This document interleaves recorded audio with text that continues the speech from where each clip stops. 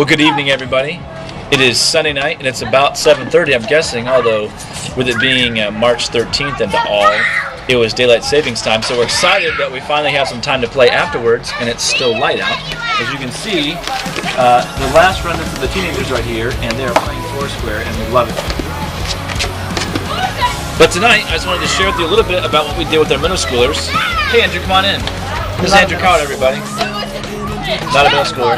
My wife, who could be a middle schooler, because she's so young looking and slash short. Thank you.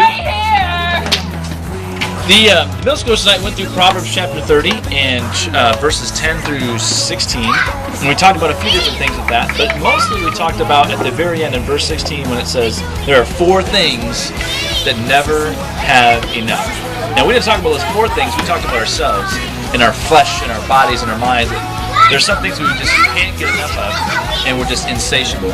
And so we talked about that. We talked about what that meant for us, and how a lot of times those things that we can't get enough of, those are the things that stop us from really getting to God like we want. And so we spent some time talking about it.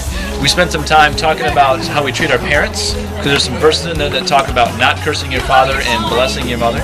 So I want to make sure that they follow up on that. But mostly, at the end, we spent some time really talking about and praying about asking God, what is it in our lives that we seem to not be able to get enough of? And God, will you show us that and help us remove it and replace it with something that's of you?